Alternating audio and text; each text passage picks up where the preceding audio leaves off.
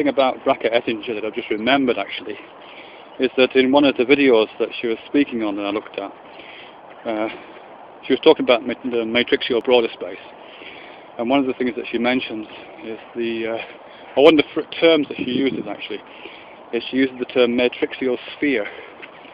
I don't think she's using it in a especially technical sense. I think she's, as I remember, and I might be wrong here, I think she just uses it in a relatively vernacular way, just in a sentence, just to kind of indicate the kind of area that she's working in and thinking about. So she says, in the matrixal sphere, yada yada yada. I think it's quite interesting she uses the term sphere. I'm partly because it harks back to what I was saying in the previous video about Pascal, who said that the universe is a sphere, the centre of which is everywhere, and the periphery which is nowhere. Which is, in many ways, a completely incomprehensible statement, although really interesting, even though. But also, I think, because this idea of the sphere is probably the best. Why is the image of the sphere the one that we resort to when we try to indicate everythingness, I guess? Because when she's talking about the matrixal sphere, she means all of the ideas and implications and inferences related to the concept of the matrixal. That's what she's getting at. And so she's using it in the same way that we use terms like blogosphere to mean all of the blogs in the world, or I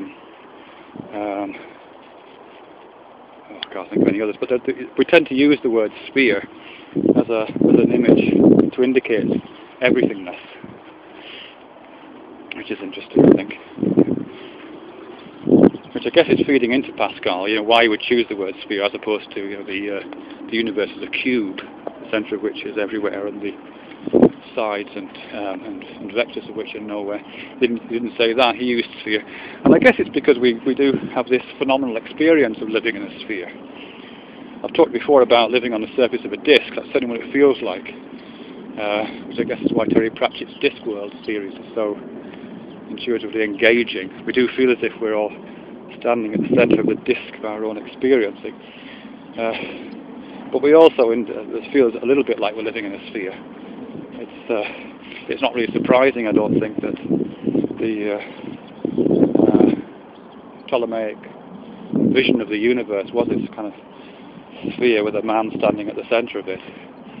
All admittedly given kind of theological overtones, but it does kind of feel like that. It does kind of feel that we are in the middle of this sphere, albeit one which is truncated because of the disk of the earth under our feet.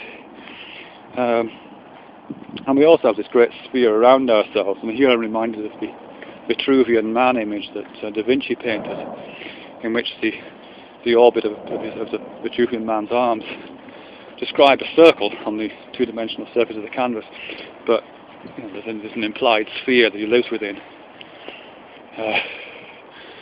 the orbit of your arms. There's something about this. I think it is represented kind of spherically in the brain. Actually, I read somewhere.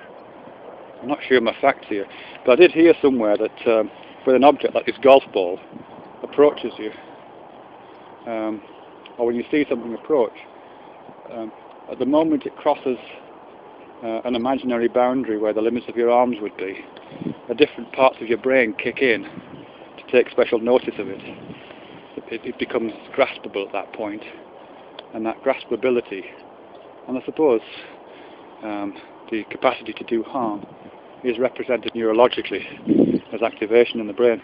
So there is a kind of sphere, I guess, a kind of sphere in the imaginary space of the mind in that regard, generated by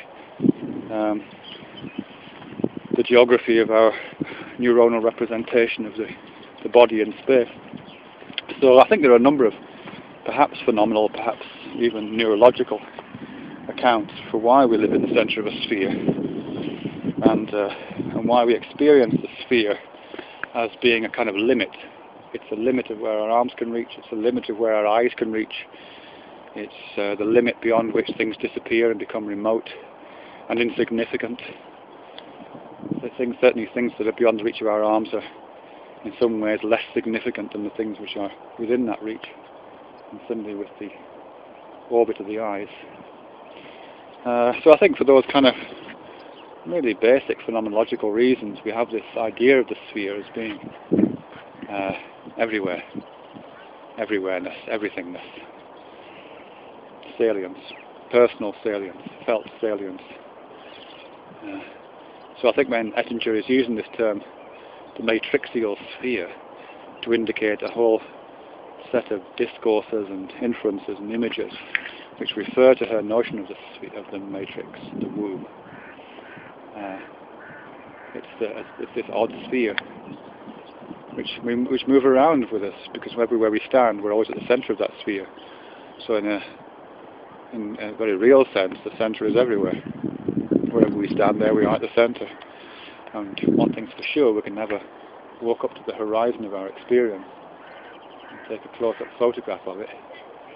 So the horizon, which is the periphery of our phenomenal experience in a certain sense, is always beyond us, is always moving, and in a sense is everywhere, or nowhere really. Nowhere, you can't get there. You can always get to the centre, but you can never get to the periphery.